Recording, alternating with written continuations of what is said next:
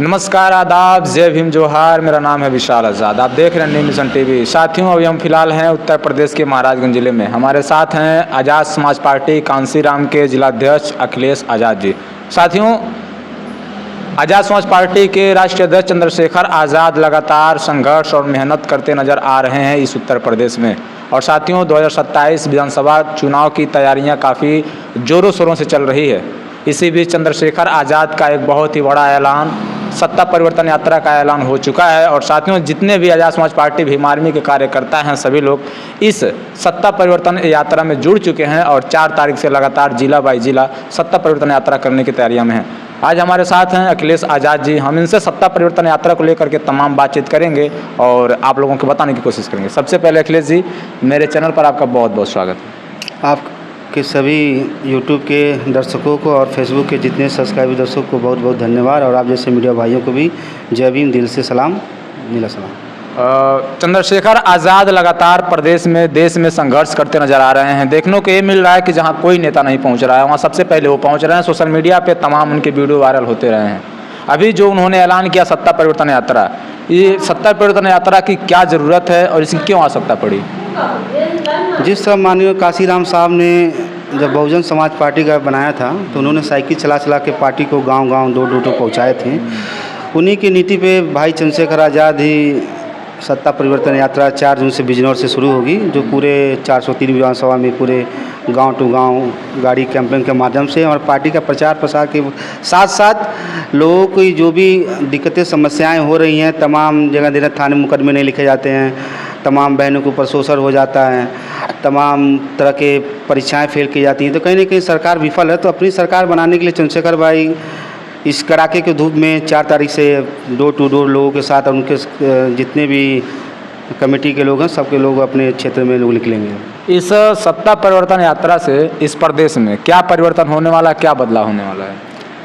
संघर्षों से ही सत्ता ली जाती है, भाई कांसीराम साहब कहते हैं और चंद्रशेखर भाई कहना है कि ये परिवर्तन का समय आ गया, क्योंकि अब बहुजन समाज के लोग जान चुके कि कौन लड़ रहा है, अब कौन घर बैठा हुआ है। आज़ाद समाज पार्टी भीम आर्मी काफ़ी 15 सालों से आपने मीडिया के माध्यम से दिखाया होगा, और दिल्ली में तमाम जगहों पे भाई हर तरह से एक्टिव रहते हैं। तो भाई कहीं ना कहीं अब सत्ता की हमें वो चाहिए, पॉलिटिक्स मास्टर की कांसीराम साहब वो कहते थे, बाबा साहब अम्बेडकर भी कहते। तो वो चाबी लेने के लिए हम लोग गांव-गांव जाकर लोगों को जागरूक करेंगे कि आज़ाद समाज पार्टी का चुनाव निशान केतली है, जिसको आप लोग एक बार मौका दीजिए। और भाई का जो मोटो है कि MBBS की पढ़ाई के लिए वो 1 रुपये की चलिए 1 रुपये पढ़ाई के लिए अब लाभ मिलेगा।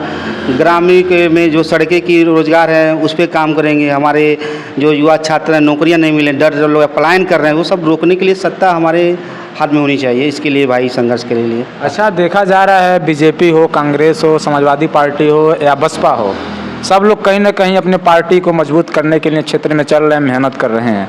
क्या लगता है, समाजवादी पार्टी के एक नेता हैं डॉक्टर लक्ष्मण यादव, अभी बताया जाता है कि चंद्रशेखर आज़ाद संविधान बचाने की काफ़ी यात्रा करते हैं और संविधान बचाने की कोशिश भी करते हैं, लेकिन लक्ष्मण यादव का भी एक बयान आया कि संविधान केवल समाजवादी पार्टी बचा रही है, बाकी कोई नहीं बचा रही है। देखिए, उनको अनुभक्ति का चश्मा निकालना पड़ेगा।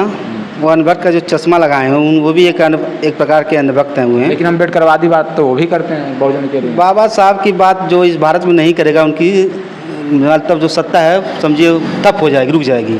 बाबा साहब की बात हर पार्टी के लोग करते हैं, लेकिन काम केवल जो इस समय कर रहे हैं हमारे भाई चंद्रशेखर आज़ाद कर रहे हैं, उनके मिशन पे लेके काम कर रहे हैं। और उनको जैसे आपने देखा होगा, सांसद में भी उन्होंने कहा भी है कि हमारे जो बिजनौर में जहाँ के वो सांसद हैं मुरादाबाद के, वहाँ पे हर ग्रामीण स्तर को महिलाओं को बस में निःशुल्क व्यवस्था दी जा रही है। तमाम तरह के वहाँ का जो जन है वो समझिए वो सांसद प्रतिनिधि खुद हो गया इस समय का। आप जाइएगा बिजनौर के क्षेत्र में जाइएगा, दौरा करिएगा, वहाँ की जनता ही बताएगी। अच्छा, चंद्रशेखर आज़ाद कहे हैं कि सत्ता आते ही सबसे पहला काम मैं शराबबंदी का करूंगा, फिर मैं कक्षा 12वीं तक की शिक्षा फ्री करूंगा, फिर मैं MBBS की पढ़ाई 1 रुपया में करूंगा। इस तीनों बातों में कितनी सच्चाई है? सच्चाई तो बहुत सारी बातों में है। सबसे पहले तो हम लोग शिक्षा पे काम करेंगे। उन्होंने भाई खुद कहते हैं जैसे गांव में भीम आर्मी के माध्यम से पाठशालाएँ चलाई, जिससे हमारे समाज में बहुत जागरूक आया।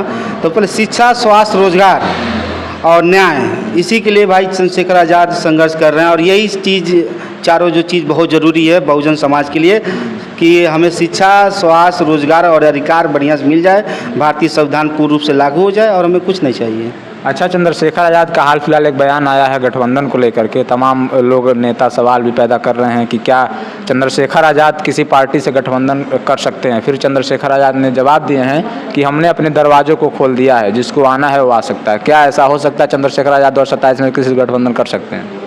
राजनीति में कोई बात स्थिर नहीं रहती है, वो तो बात की बात है। अभी हम अपने दम पे चुनाव लड़ रहे हैं और अपने मोटो पे, अपने मिशन पे और अपने उद्देश्य पे चुनाव लड़ रहे हैं। भविष्य में क्या हो सकता है वो हमारे अगुआ नेता बताएंगे। अब इस पर हम ज़्यादा कुछ नहीं करना चाहेंगे। बस हाँ, यही कहना चाहेंगे कि भाई जिस हिसाब से चंद्रशेखर भाई काम कर रहे हैं, अगर उस हिसाब से कोई पार्टी आती है तो भाई जो कहेंगे हम लोग करने के लिए तैयार हैं। अच्छा, यानी कि यदि कहा जाए भाजपा हो या समाजवादी पार्टी हो, इन दोनों को गठबंधन में लेना पसंद करेंगे चंद्रशेखर जी? ये तो हमारे राष्ट्रीय अध्यक्ष जी बताएंगे, ये हमें अभी इसकी जानकारी भी नहीं है। अच्छा, बसपा को लेकर के क्या कहेंगे? तमाम बहुजन समाज कह रहा है कि 2027 में बहुजन समाज पार्टी और आज़ाद समाज पार्टी को एक होकर के लड़ाई लड़नी चाहिए। तो क्या आपको लगता है 2027 में दोनों को एक हो जाना चाहिए या फिर अलग अलग लड़ाई लड़नी चाहिए? इस पे तो एक बहुत गंभीर, बहुत बड़ा मुद्दा है ये। और मैं एक पार्टी का कार्यकर्ता हूँ, तो मुझे देखा जाए तो फिर जो हमारे समाज के लोग हैं, पढ़े लिखे लोग हैं, जागरूक लोग हैं, वो देख रहे होंगे कि कौन सी पार्टी की उनके लिए लड़ रही है। बाबा साहब के लिए लड़ती है, 2 अप्रैल में 13 साल के लिए लड़ती है, संविधान के लिए लड़ती है, महिलाओं के लिए लड़ती है, हाथरस जैसे कांडों के लिए लड़ रही है, मेरठ जैसे कांडों पर लड़ रही है। तो हमारे समाज को भी अंधभक्ति का चश्मा उतार देना चाहिए। देखना चाहिए कि कौन लड़ाकू है और कौन आराम कर रहा है और कौन संघर्ष कर रहा है। तो हमारे समाज के युवाओं से और हमारे जितने भी है बहुजन समाज के लोगों से यही कहना है कि एक बार मौका सबको दिया जाता है, एक बार भाई को भी मजबूती दीजिए। हो सकता है कि भाई उनसे अच्छा काम करे। सबका एक काम करने का समय होता है, एक जुनून होता है और एक अलग प्रकार की सोच होती है। तो कहीं ना कहीं हमारे भाई को भी एक बार मौका मिलेगा तो भाई उत्तर प्रदेश में वो करेंगे। वो कहते भी हैं कि भाई हम अगर बहन जी हमारा साथ दें तो हम उनको प्रधानमंत्री बना देंगे। हमें प्रधानमंत्री थोड़ी बनना है, उनको खुद ही बनाना रहता है। तो खुद ही भैया वो अवगत करा रहे हैं। तो भाई जब वो भाई ये कह रहे हैं तो कहीं ना कहीं आना चाहिए दोनों को साथ में। मतलब आपका कहने का मतलब ये है कि बहुजन समाज पार्टी और आज़ाद समाज पार्टी 2027 में दोनों को साथ आना चाहिए। यदि नहीं आते हैं तो फिर ये वोट तो वैसे ही बिखर जाएंगे। नहीं, हमने आपसे कहा ना कि हमारे समाज को देखना चाहिए कि कौन लड़ रहा है, कौन ज़मीनी स्तर पर काम कर रहा है। अंधभक्ति एक समय तक होती है कि हाँ, अंधभक्त हर समाज में होते हैं, हमारे भी समाज में अंधभक्त हैं, ठीक है। तो अंधभक्ति के चश्मे पर सबको मौका देना चाहिए। भारत देश सबका है, यहाँ पे सभी लोग एक बराबर हैं। भारतीय संविधान के अनुसार एक बार सभी को मौका दिया जाए। जब मौका मिलेगा तभी तो कोई कर पाएगा। हाँ, 5 साल में क्या किए आप देख लीजिए।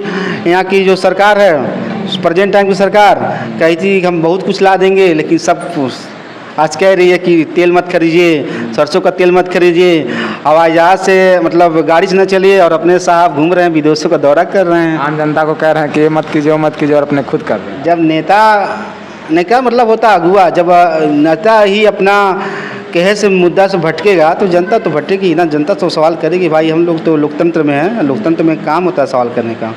चलिए, 4 जून तो अब नज़दीक आ गया है, फिर आप अपने महाराजगंज जिले के लिए कैसी तैयारियां कर रहे हैं सत्ता परिवर्तन यात्रा को लेकर के? इसके लिए कल गोरखपुर मंडल में मीटिंग है। पूरे मंडल के जितने जिला अध्यक्ष सबकी कल बैठक है कल गोरखपुर में, और वहीं से पूरा रूपरेखा हमारे प्रदेश अध्यक्ष जी भी आएंगे, सबको अवगत करा दिया जाएगा कि किस विधानसभा में कितने हमारे लोग कमेटी गठन हुआ है। उसके हिसाब से भाई चंद्रशेखर आज़ाद को भी जिस विधानसभा में बैठे हैं, और अभी कादू विधानसभा है, उसमें चूज के भाई को मैं बुलवाऊंगा और भाई जरूर आएंगे हमारा, और जनता का यही मांग है और वो आने के लिए इच्छुक भी हैं।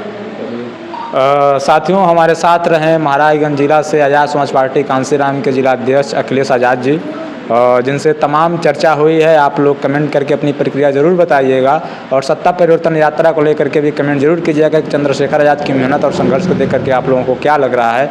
और इस वीडियो को काफ़ी ज़्यादा शेयर कीजिएगा, और इस न्यू मिशन टीवी को मजबूत करने के लिए चैनल को फॉलो और सब्सक्राइब जरूर कीजिएगा। बहुत बहुत धन्यवाद।